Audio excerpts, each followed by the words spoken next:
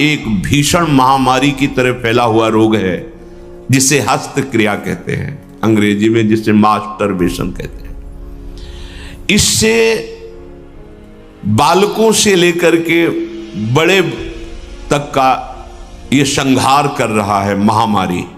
कौन सी महामारी? यह हस्त मैथुन, यह हस्त क्रिया। इससे बढ़कर नाशकारी कोई रोग नहीं है। बहुत ध्यान देने योग्य बातें हैं। आज शर्माया जाता है बातें अपने बच्चों से पूछने में, या अपने शिष्यों को उपदेश देने का यही समय नहीं है। उपासना की नींव तो मजबूत होनी चाहिए, तब तो उपासना का मैल खड़ा है। कैसी बातें कर, हम क्रियाएं कर रहे हो, तुम्हें शर्म नहीं आ रही, गंदे आचरणों में उतर रहे, शर्म नहीं आ रही, और उनका निवारण कैसे होना है इस बात के सुनने और बोलने में तुम्हें शर्म आ रही, कैसी मूढ़ता छा रही। ये कराल काल के पंजे में फंसा करके जीवित रहने पर भी मुर्दे के समान कर देता है।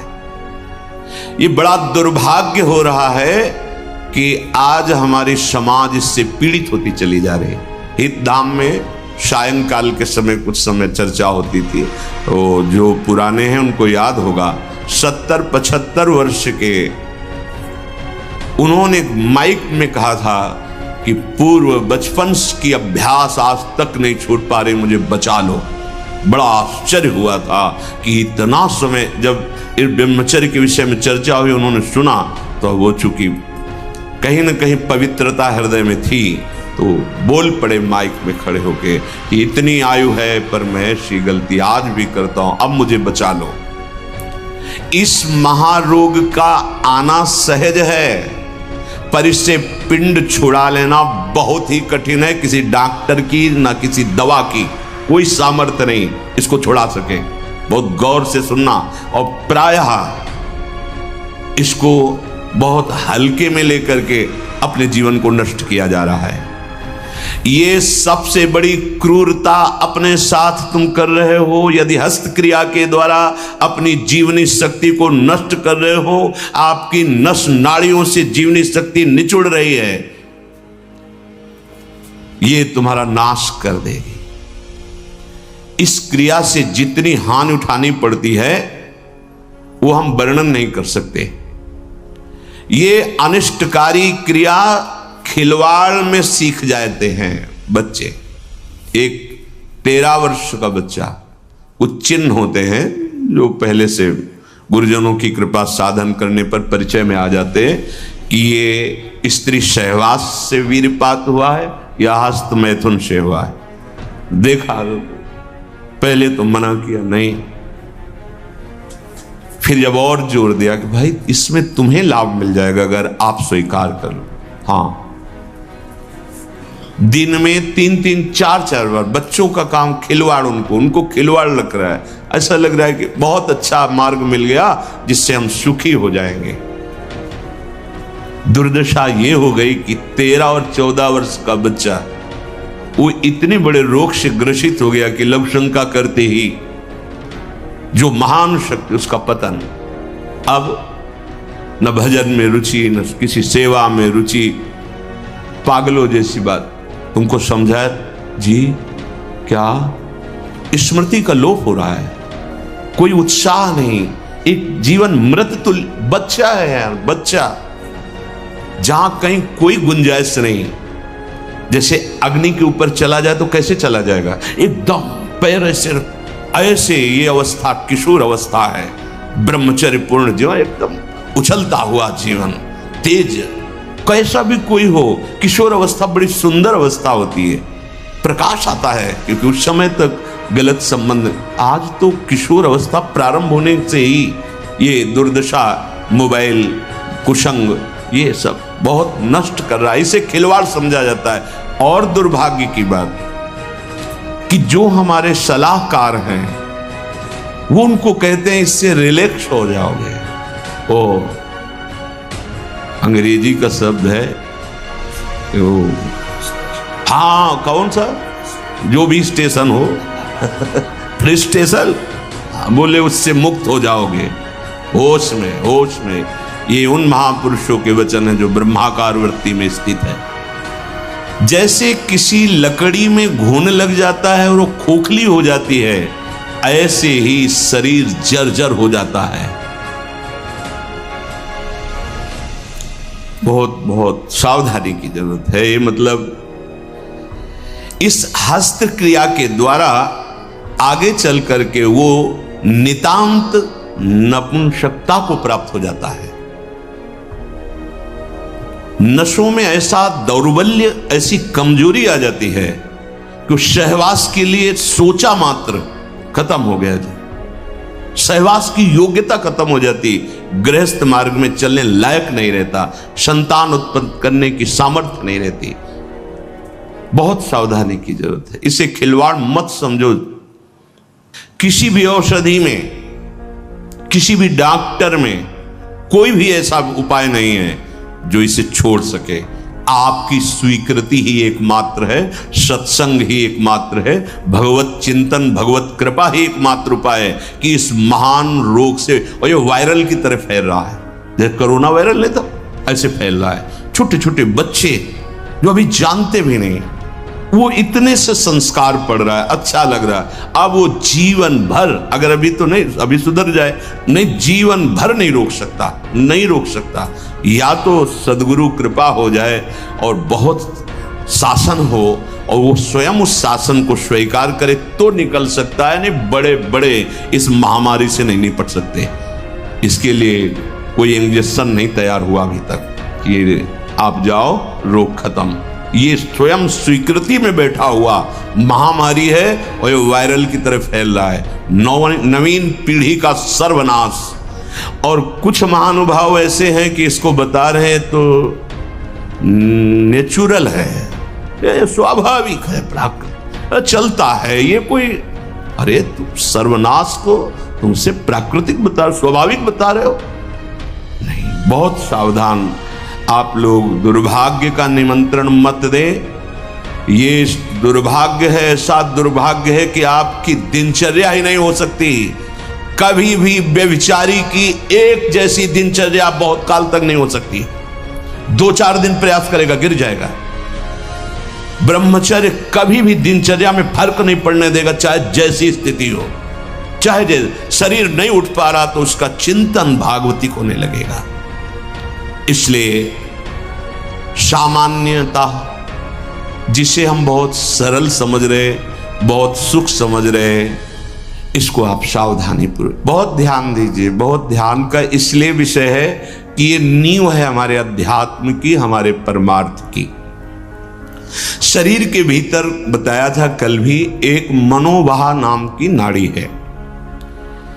इस नाड़ी का कार्य है मथानी जैसे नहीं, दो दूध दही का मंथन करे तो मक्खन निकाल देती है, ये इतनी चिंतन से गर्म हो जाती है नाड़ी, तो वीर पूरे शरीर के रक्त के साथ है। उसी से आपकी हड्डियां मजबूत होती हैं, उसी से आपका शरीर बलिष्ठ होता है, उसी से आपके मन को पवित्र विचारों में चलने की सामर्थ्य मिलती है। ये जो कहते हैं ना कि हम नहीं चल पा रहे हैं, हम भजन नहीं कर पा रहे हैं, आप कमी को पहचानिए। शरीर के भीतर जो मनोवाह नाम की एक नाड़ी है, ये मंथन कार्य करती है। जे ही आप कामासक्त हुए, चिंतन किए, तो पूरे शरीर से, जैसे दही के मंथन से वो घृत निकाल ले, वैसे ये मनोवाह नाड़ी काम करती है। वो पूरे शरीर की नस नाड़ियों से आपके जो वीर शक्ति उसको एकत्रित कर लेती है, चाहे शरीरधारी कोई भी हो, स्त्री हो पुरुष कोई भी हो, उसको एकत्रित कर लेती है। पूरी नस नाड़ियां कांप उठती हैं जब उसका आकर्षण, वो आप समझ नहीं पा रहे, वो आप समझेंगे ऐठन हो रही है आप ऐसे, वो पूरे नस नाड़ियों को निर्जीव कर रही, शक्तिहीन कर रही है। सिर से पैर तक हर अंग हिल जाता है। शरीर का मंथन करके वो एकत्रित करके बाहर कर देगी। अब क्रिया करो या ना करो, दौर्बल्य, प्रमेह, स्वप्न दोष, ये निश्चित उसके शरीर में प्रकट हो जाते हैं। शरीर के रक्त में एक सफेद और दूसरे लाल कीट होते हैं। सफेद कीटों में बाहरी आए हुए प्राकृतिक प्रहार, रोगों के प्रहार से लड़ने की सामर्थ्य होती है। जो हस्तक्रिया या अन्य अष्टमैथुनों के द्वारा वीर शक्ति का नाश करता है तो सफेद कीट ये नष्ट होने लगते हैं। अब जो लड़ने की सामर्थ्य थी प्रकृति से, गर्मी, सर्दी, बरसात, मान अपमान, निंदा, स्तुति और रोगों से, वो क्षीण हो गई। अब चिड़चिड़ा स्वभाव हो गया, एकदम निराश, हताश, उदास। अब क्या करें, शरीर नष्ट कर दें, वो डिप्रेशन में पहुंचने लगता है। समझो, अधिकतर हमारी दुर्दशा हो रही। ध्यान देकर सुनना। अगर वो शुभ कीट जो रोगनाशक सफेद हैं, वीर आप नष्ट नहीं करते तो इतने बलवान हो जाते हैं कि एक बार विष को भी वो पचा डालेंगे। इतनी उसमें सामर्थ्य है, आपकी हानि नहीं होने देंगे। ज्यों ज्यों आप ये नीच चेष्टा करते हैं, त्यों त्यों ही ये जो आपको सबल बनाने वाले वो नष्ट होने लगते हैं और उसके कारण भयानक रोगों का सृजन होने लगता है। मनुष्य के शरीर में और दिमाग में और स्नायुओं पर ऐसा प्रभाव पड़ता है, आगे चलकर पक्षघात हो जाता है, ग्रंथिवात, जितने जोड़ों में दर्द, पागलपन या और रोगों की उत्पत्ति होने लगती है, क्योंकि वो जो लड़ने वाले कीट वो सब नष्ट हो जाते हैं। व्यभिचार सर्वथा निंदनीय है और सबसे महानिंदनीय है ये हस्तक्रिया, क्योंकि इसमें किसी दूसरे की जरूरत नहीं होती है। बहुत सावधान, बहुत नीच प्रवृत्ति है इसका। वायरल की तरह, जैसे वायरस होता है वो वायरल हो जाता है, ऐसे हो रहा है, ऐसे जिसको देखो सुख का साधन माने हुए है, नवीन अवस्था अपने को नष्ट कर रहे और प्रमाण उनको मिल जाता है ऐसे बहिर्मुख लोगों से जो कहते हैं कि हाँ आपका हृदय ठीक रहेगा, आपका स्वास्थ्य ठीक रहेगा, आप दिमाग से एकदम शांत हो जाए। कैसा नीच उत्तर है, कैसा उपदेश है, नाश करने वाला। तस्मात् शास्त्रम प्रमाणम ते कार्या कार्य व्यवस्थितो। आपने वेद पढ़ा है, आयुर्वेद। कौन सी डॉक्टरी ऐसी कहती कि ऐसा करने से आप स्वस्थ हो जाओगे? शास्त्र प्रमाणित, धर्म प्रमाणित उपदेश होना चाहिए। छोटे छोटे बच्चे, नवीन बच्चे जब ये सब पढ़ते हैं और ये सब सुनते हैं, धिक्कार है जीवन को जो हमारे नवीन पीढ़ी को बर्बाद किया जा रहा है। ऐसे नाटक, सिनेमा, ऐसे उसमें जिसमें हमारी जो संयम की वृत्ति है वो सब नष्ट हो जाए। इस क्रिया के द्वारा सबसे पहला धक्का हृदय पर लगता है। इसका धक्का बार बार लगने से यक्षमा, हृदय रोग और स्मृति का नाश ये शुरू हो जाते हैं। इसे राजक्षमा कहते हैं। यही रोग हुआ था विचित्र वीर्य को। 2 पत्नियों के संयोग में बावरे हो गए, समझ नहीं पाए सिद्धांत को। भयानक हृदय रोग, हृदय का कमजोर हो जाना, जरा सी बात में घबराहट पैदा होना, डर जाना, उत्साहहीन हो जाना, है क्या बात है, एकदम कोई बात नहीं, बेमतलब कल्पना में पर, ये आपके ब्रह्मचर्य नाश का लक्षण है। ऐसा अभागा मनुष्य जीता हुआ भी मृत्यु तुल्य है। मस्तिष्क में बिजली की तरह इसका प्रभाव पड़ता है ब्रह्मचर्य नाश का। वो एकदम क्षीण करता चला जाता है। याददाश्त नष्ट हो जाना, शरीर में एक अजीब सी पीड़ा होना, खाली खालीपन महसूस होना, सुबुद्धि का पूर्ण रूप से ह्रास हो जाना, प्रतिभा न रह जाना, तेज न रह जाना, उत्साह न रह जाना और पागल सा व्यवहार होना, ये शुरू हो जाता है ब्रह्मचर्य नाश से। मस्तिष्क कमजोर होते ही आंखों की ज्योति लड़खड़ा जाती है। ऐसे देखिए, अवस्थागत बात अलग। अभी ब्रह्मचर्य रह करके आप देखो, ये तो प्राकृतिक नेत्र हैं, आपके दिव्य नेत्र खुल जाएंगे।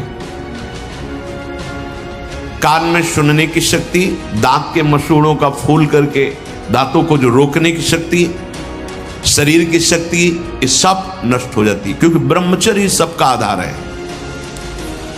बहुत जल्दी बाल झड़ना, बाल पकना, जैसे राजा के नष्ट होने पर संपूर्ण सेना बंदी बना ली जाती है, ऐसे ही शरीर का राजा है ब्रह्मचर्य वीर। इसके नष्ट होने पर हर इंद्रिय, हर नस नाड़ी पराजित हो जाती है। आंख, नाक, कान, जिह्वा, वाणी, पैर, त्वचा, आंते और इंद्रियां, ये सब असमर्थ होने लगती है। पाचन शक्ति पर बहुत बुरा प्रभाव पड़ता है। अब ये नाश नहीं तो और क्या, जीते जी नाश है। हस्त क्रिया से संपूर्ण शरीर ढीला, फीका, दुर्बल, कमजोर और रोगों का प्रादुर्भाव होने लगता है। मुख की कांति हीनता बढ़ती चली जाती है।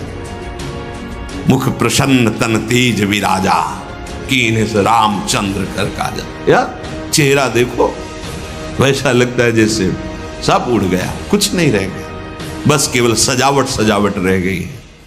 पवित्रता, जितेंद्रियता, बल, अध्यात्म चिंतन कुछ नहीं, शून्य। बस वही वर्तमान भोगों का चिंतन, कैसे भोगूं, भोगे हुए भोगों का चिंतन। बस आप देख लो अपने हृदय में झांक करके।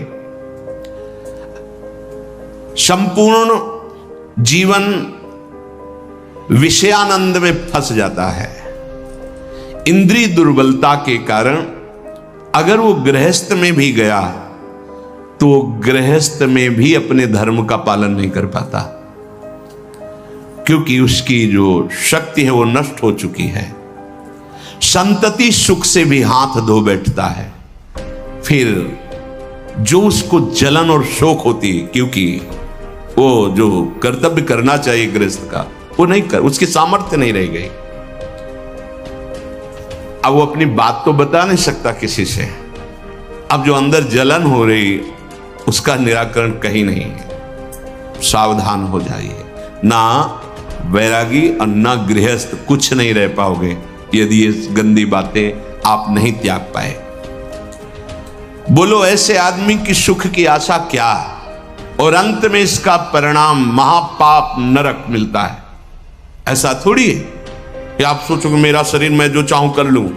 नहीं नहीं, आपको दिया गया ये भागवतिक है, आपको प्रभु की तरफ से मिला है। जैसे आपका शरीर है और भी रिपोर्ट कर दी जाए कि आप अपने शरीर को नष्ट करना चाहते, आपको दंड मिलेगा इस बात का।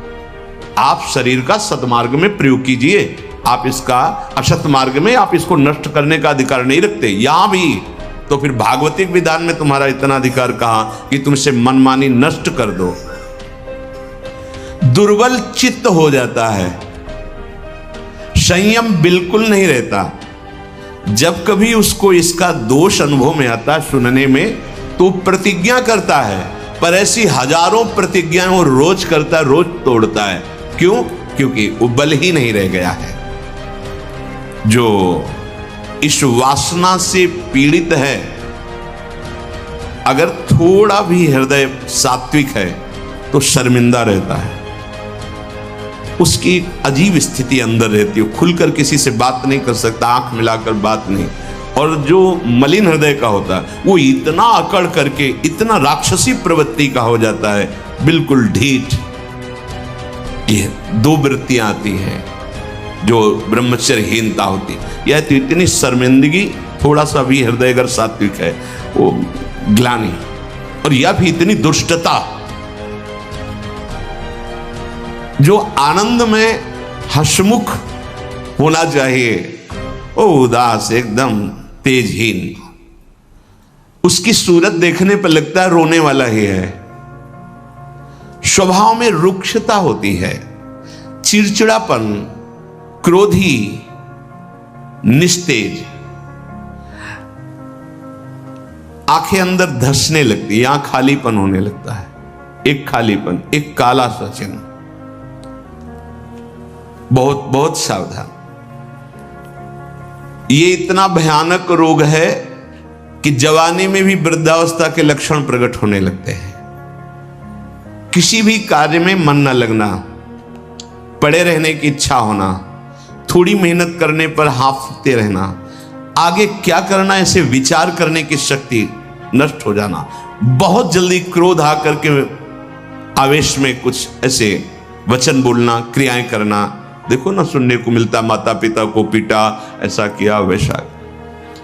कुचिंताओं की बाढ़ आ जाती है, कुचिंताओं की। उसके हृदय में एक भय, एक जलन, एक घबराहट बनी ही रहती है। थोड़ी सी बात उसको पहाड़ जैसी मालूम होती है, विचार के द्वारा काट नहीं पाता है। बार बार झूठ बोलना उसका स्वभाव बन जाता है। बार बार भूख लगना या जठराग्नि का मंद पड़ जाना, ये दो दोष होते हैं। अन्न ना पचना या तो बार बार ऐसा लगना कि खाऊं। और मलबद्धता आते, जब वीर शक्तिहीन हो जाती है तो मल को पकड़ने लगते हैं, उनमें सामर्थ्य नहीं रह जाती पचाने की या मल निकालने की, तो कब्जियत बनी रहती है। नींद का या तो नाना और या आना तो कुंभकर्ण जैसे सोना पड़े हैं दो। उठते समय निरुत्साह, आलस्य, आंखों को बहुत भारीपन होना, नहीं खुलने देना। ऐसे जब आप संयम से चलेंगे ना, घड़ी की अलार्म की जरूरत नहीं होती, एक समय में नेत्र खुलो, ऐसा नहीं ऐसे नहीं, एक दिव्यता आती है। अभी आप उधर कदम सही ढंग से नहीं रख रहे, इसलिए है अलार्म बजते रहते, सो रहे। परमार्थ में या व्यवहार में भी आपको चलना है तो आपका संयम बहुत अनिवार्य है। अब बच्चे कहते हैं हमारी स्मृति काम नहीं करती है, पढ़ाई में मन नहीं लगता है। ऐसा क्यों नहीं लगता? आप देखो अपने आचरणों को, देखो पढ़ाई, ये तो इतने टेबलेट, इतना है सब, एक बार बोल दीजिए, कभी भी जीवन में पूछ लीजिएगा, उसे दोबारा पढ़ने की सुनने की आवश्यकता नहीं। एक बार अगर हम नहीं सुनना चाहते तो आप हल्ला मचाते रहो, बाद में पूछो तो ना हमने वर्तमान में सुना ना, बाद में उसकी स्मृति रहेगी। जहां स्मृति लगी वहीं लगी है। रात्रि में जो स्वप्न दोष होता है, इन्हीं गलतियों का परिणाम होता है। यदि आप ऐसी कोई गलती ना करें तो कल चर्चा में बताया था, स्वाभाविक कभी हो, वो उफान जैसा, वो जो संतानोत्पत्ति वाला, वो नहीं। जो हस्त क्रिया से युक्त हो गया है वो अनुभव करे, लघु शंका के पहले या बाद में देखना, जो जीवनी शक्ति है वो आपको ह्रास होती दिखाई देगी, बूंद बूंद निकलते दिखाई दी, कितना सर्वनाश कर रहे हो। बाद में तुम सोचो हम ये विटामिन खा लेंगे, वो खा लेंगे, कुछ नहीं, उसकी पूर्ति नहीं हो सकती, उसकी पूर्ति नहीं हो सकती। आगे इसमें आता है, ये जो आयुर्वेदिक औषधियां दी जाती हैं ये बलिष्ठ होती हैं, और ये चूंकि आपकी प्रवृत्ति गलत है, वो बलिष्ठ होकर आपको और कामोत्तेजना प्रदान करेंगी। तुम रोक कैसे पाओगे? संयम नहीं। इसीलिए कोई औषधि नहीं है, आप स्वयं औषधि हैं उसके। आपका दृढ़ निश्चय और कुछ व्यायाम, प्राणायाम, आहार शुद्धि और नाम जप, नाम जप, इससे आप शासन में ला सकते हैं। इस बात को कौन अपने बच्चों को बैठाल कर समझा रहा है? अगर वो नहीं है तो सावधान हो जाएंगे कि अगर कोई ऐसी बात बताता है तो माता पिता ने मुझे पहले सिखा रखा है कि ये बहुत नाशकारी क्रिया है, कभी ऐसा नहीं करना। आप बताते क्योंकि आपको फुर्सत कहाँ है, आप अपने मनोरंजन में मस्त हैं, आपको यही लगता है खिलाना पिलाना ही केवल बच्चों का प्यार दुलार है। नहीं, कभी बैठा लिए, उनकी दिनचर्या देखिए, आप उनसे पहले इस महान दुर्गुणों का आगाह कीजिए कि ऐसी ऐसी बातें आगे कोई तुम्हें सिखा सकता है या तुम्हें है तो नहीं, जानकारी करनी चाहिए। अगर कभी ऐसा हो तो मत, ऐसा मत करना। जो नवयुवक हैं, हाथ पैरों के जोड़ों में दर्द मालूम दे रहा है, शिथिलता हो रही, दिमाग में एक सनसनी बनी रहती है, आपको ये अश्लील चित्र देखना अच्छा लगता है, गंदी बातें करना अच्छा लगता है, ये सब उसी हस्त क्रिया का परिणाम है। जिनको बार बार एक स्वाभाविक लघु शंका लगती, एक बार बार ये आपका लक्षण है कि आपने ब्रह्मचर्य का नाश बहुत अच्छे से किया है। कोई भी हो, गृहस्थ हो, विरक्त हो, कोई भी हो, हाथ पैर में कंपन होना, चेहरे पे मुहासे उभर आना, एकदम उठ के खड़े हुए अंधकार सा छा जाना, स्मरण शक्ति का लोप हो जाना, चित्त का अत्यंत चंचल रहना, दुर्बलता, प्रतिज्ञा पूरी ना करना, कोई भी कार्य पूरा ना करना, दिमाग में हर समय गुस्सा गर्मी छाना, नेत्रों में जलन होना, क्षण में गुस्सा क्षण में शांत, माथा, कमर, मेरुदंड, छाती इनमें दर्द होना। ये बिल्कुल ध्यान से सुन लीजिए। रीढ़ की हड्डी झुकाकर बैठने में आराम महसूस करना, ये सब उसी ब्रह्मचर्य नाश के लक्षण है। ब्रह्मचर्य आपको ऐसे बैठने ही नहीं देगा, और देखो जरा सी एकाग्रता का आएगा तो बिल्कुल सावधान। अरे महान शक्ति है।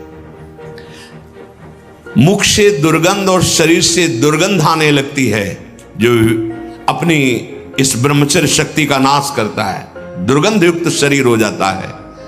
नाक के किनारे ऐसे हल्की हल्की झाई आने लगती है, ऐसे यहां हल्की हल्की झाइयां पड़ने लगती, काले दाग जिन्हें कहते हैं, ये चिन्ह है ब्रह्मचर्य का नाश करने की। आवाज में कोमलता नष्ट हो जाती है, रुक्षता आ जाती है, स्वभाव में अप्रिय स्वभाव बन जाता है। कोई भी तुम्हारे पास बैठना नहीं चाहेगा, वही बैठेगा जो तुम्हारे लक्षणों से युक्त होगा। किसी भी मार्ग में उसको कामयाबी प्राप्त करने का उत्साह नहीं रह जाता। कर एक नवयुवक भाई कह रहे थे कि अगर वचन सुनने को न मिलते तो हमने तो ठान ही लिया था कि अब अपने शरीर को पूरा कर देंगे। बचा लिया आपने हमारे जो बड़े भाव से गदगद होकर कह रहे थे। ये जैसे आप सुन रहे हो तो आपको एक चोट पहुंचाएंगे शब्द, या आपको उठाने की कोशिश करेंगे। अगर आपने पकड़ लिया शब्द का सहारा तो उठ जाओगे, कोई औषधि नहीं बचा सकती। आप स्वयं बच सकते हो, आप में अभी भगवान ने सामर्थ्य दी है, अभी बच सकते हो। अगर आपने अभी अपने को नहीं संभाला, सोचो जरा, आप इतनी कीमती महान वस्तु को खिलवाड़ में नष्ट कर रहे हो। क्या चाहते हो, क्या चाहते हो? गृहस्थ में संतानोत्पत्ति के लिए आदेश है, व्यभिचार के लिए थोड़ी आदेश है। प्रत्येक माता पिता गुरु बड़े जनों को ये कर्तव्य का पालन करवाने के लिए चाहिए कि उनको अपने पास बैठा ले, चाहे पुत्र हो या पुत्री, शिष्य हो या शिष्या, उसको ये बात समझावें कि ब्रह्मचर्य ही आपको लौकिक पारलौकिक उन्नति दिलाएगा। इसमें लज्जा संकोच करना बिल्कुल मूढ़ता होगी कि हम अपने बच्चों से ऐसी बात क्यों करें, या ये समझना कि मैं ऐसा बोलूंगा तो कहीं कोई ऐसा ना सोचे। मान लो गुरु है, उपदेश कर रहा, कहीं ये ना सोच बैठे कि लोग क्या कहेंगे कि रामकृष्ण हरि की चर्चा छोड़ करके क्या चर्चा कर रहे हैं। शरीरम व्याधि मंदिरम ये तभी बनता है जब आप ब्रह्मचर्य का नाश करते हैं। अतः माता पिता से, गुरुजनों से सबसे प्रार्थना है कि संकोच लज्जा छोड़कर अपने प्रियजनों को पास बैठाल कर, चाहे बच्चा हो या बच्ची हो, संयम की शिक्षा जरूर बतावें कि कैसे हम अपने जीवन को, भविष्य को, आप क्या समझते हो, अच्छे अच्छे पदार्थ पवा दिए, खूब पैसा लगा करके उनकी सुविधाएं दे दिए, लेकिन वो जो आचरणहीन हो रहे हैं, जो जीवनी शक्ति का नाश कर रहे हैं, किस उन्नति में जाएंगे? जब अंदर ब्रह्मचर्यहीनता आती है तब नशा करने की इच्छा होती है, क्योंकि विक्षिप्तता सही नहीं जाती है। वो गांजा, चरस, ड्रग्स, ये वो, अब उस नशे की उत्तेजना में और नष्ट होता चला जाता है, नष्ट होता चला जाता है। आप अपने ब्रह्मचर्य का नाश किए, आपके अंदर उस विक्षिप्तता को सहन करने की सामर्थ्य नहीं रही, आप नशे पे उतर गए, अब नशा आपको सर्वनाश की स्थिति में पहुंचा दिया। ये बहुत गंभीर विषय है जीवन का। केवल फर्राटेदार श्लोक बोलकर उनके अर्थ कर देने से समझ में नहीं आएगा। पहले आप अपने आचरणों को सुधारिए, अपनी जीवनी शक्ति की रक्षा कीजिए, तो बिना उपदेश के भी अंदर से आप ऊंचाई पर चढ़ने लगेंगे। और चाहे जितना उपदेश दे लो और चाहे सुन लो, अगर आचरण पवित्र नहीं है तो जहां हो वैसे ही रहोगे, क्योंकि आचरण पवित्रता ही आपको उठाएगी। तो इसलिए माता पिता या गुरु को ब्रह्मचर्य का स्पष्ट वर्णन करने में कभी लज्जा नहीं मालूम होनी चाहिए। और बड़ी दुर्भाग्य की बात हो रही है कि घर परिवार के लोग तो कोई ऐसा बता ही नहीं रहे, और अध्यापक भी इसकी तरफ नहीं बोल रहे। अध्यापक अगर 15 मिनट का समय केवल दैनिक दिनचर्या की पुष्टता के लिए दिया जाए तो हमारे नवीन पीढ़ी की जो उज्ज्वलता है वो प्रकाशित हो जाए। अब हमारे तो समय में ऐसा पढ़ाया नहीं गया था, लेकिन नवीन बच्चे जो जुड़े उन्होंने बताया कि ये सब विषय पढ़ाया जाता है, तो उसके संयम का शब्द नहीं, ऐसा तो कुछ नहीं बताया गया है। क्या है ये जीवन? आप उस जीवन को पतन की तरफ ले जा रहे हैं। ये विद्या है। विद्या तो विनय सिखाती है, विद्या तो संयम सिखाती है, विद्या तो भविष्य को उज्जवल करने वाली वस्तु होती है। क्यों विद्या को कलंकित किया जाए? अगर आप बच्चों की नशा प्रवृत्ति जो बढ़ रही उसको नहीं रोका गया, व्यभिचार प्रवृत्ति बढ़ रही उसको नहीं रोका गया, तो हमें लगता है विद्या का मतलब क्या रहा? विद्या जो है वो गंभीरता, संयम, विनय ये प्रदान करने वाली होती है। विद्या उद्दंडता